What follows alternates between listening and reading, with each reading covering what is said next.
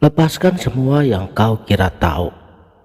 Kita bukan sedang membahas agama sebagai kumpulan ritual, tapi kita akan menyelami metafisika Islam ke inti dari segala penciptaan, ke dalam rahasia yang hanya bisa difahami oleh mereka yang telah siap mengorbankan diri mereka di altar ilmu ketuhanan ini. Tapi ini bukan untuk awam mengenal Allah dengan hakikatnya. Ada 3 nama yang tampaknya terpisah, tapi sejatinya adalah trilogi kesadaran tertinggi: Allah, Muhammad, dan Adam. Salam sang sejati. Allah, Muhammad, dan Adam bersatu tapi bukan satu, melainkan esa. Apa artinya? Sekarang kita bedah menurut ilmu hakikat. Manusia sempurna, insan kamil, adalah manifestasi dari 3 realitas ini. Adam adalah simbol seluruh alam semesta yang terindrai, alam asyahadah, termasuk dengan tubuh fisik kita. Ia adalah wadah, batas, dan sekaligus ekspresi terakhir, dan ia adalah di luar. Sedangkan Muhammad, ia adalah nur, bukan hanya sosok historis sejarah. Nur Muhammad adalah realitas pertama yang memancar daripada zatnya, akal universal, cahaya penghubung, al-hakikat al-Muhammadiyah. Dan ia juga adalah jiwa universal, pola cetak biru semua penciptaan. Ia adalah kesadaran murni yang mengenal keesaan mutlak, dan ia juga adalah penghubung. Dan Allah adalah zat yang maha mutlak, zat yang tidak terjangkau dan tidak terbatas, asal dan kembali, yang goib pada rahasianya. Ketiganya telah esa dalam diri manusia yang telah menyadari hakikatnya. Tapi ingat, ini bukan satu dalam arti menyatu secara fisik atau menihilkan hierarki. Ini adalah kesatuan fungsional dan kesadaran, yang dalam hadis qudsi Allah berfirman, Al-insanu sirri wa ana siruhu.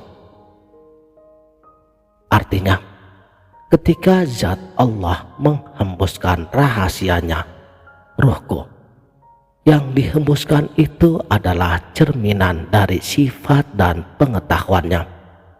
Itulah aku yang sejati di dalam diri kita.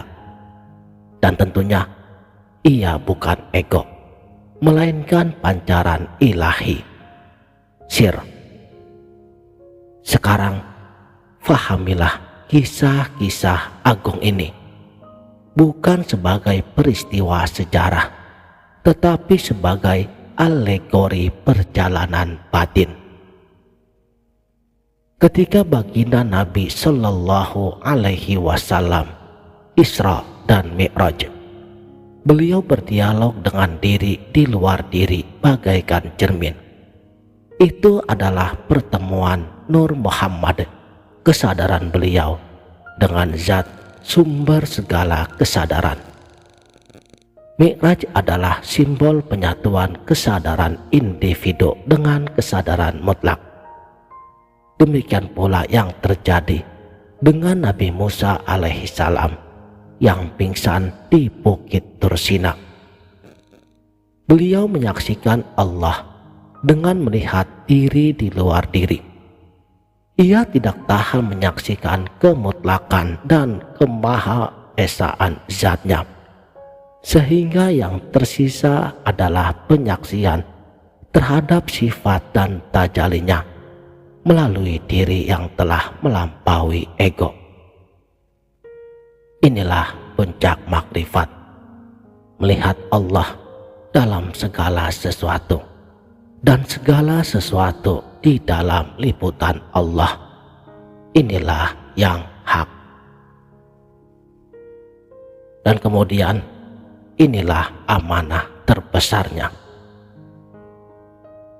Allah Subhanahu wa ta'ala, Ia menciptakan hambanya karena Allah ingin melihat dirinya di luar dirinya.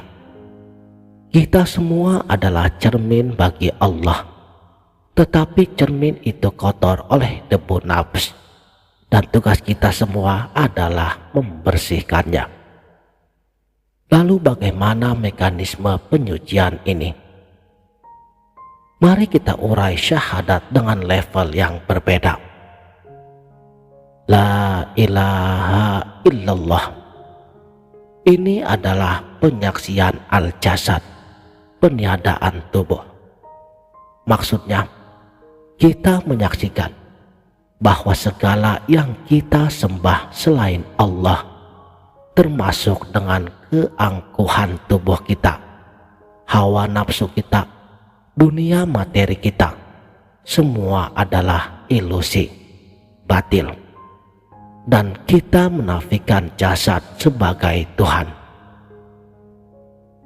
Kemudian Muhammad Rasulullah, ini adalah syahadat an-nafs atau nyawa, peniadaan nyawa atau nurani yang terpisah. Kita menyaksikan bahwa kesadaran Nur Muhammad di dalam diri kita itu pun adalah utusan, perantara, bukan sang sumber. Ia adalah jalan, bukan tujuan akhir. Dia, inilah syahadat az-zat. Inilah bisikan Allah setelah kedua penyaksian tersebut. Tubuh dan nyawa kita itu miliknya. Di sini yang tersisa hanya keesaan mutlak. Tubuh Adam dan nyawa Muhammad dikembalikan kepemilikannya kepada zat Allah.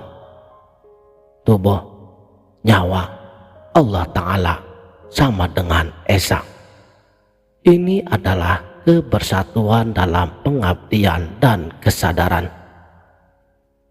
Seluruh umat baginda Muhammad Sallallahu Alaihi Wasallam telah esa dalam ikatan cinta mahabbah dan pengenalan makrifat. Dari sini lahirlah status sejati, seorang hamba sejati. Ia yang telah menyaksikan keesaan dalam seluruh lapisan dirinya. Jadi, komponen manusia yang utuh adalah pertama nur Allah, cahaya zat atau sifat ilahi. Kedua nur Muhammad, jiwa universal atau roh idhofi. Ketiga ruhku, ruh individu yang dihembuskan.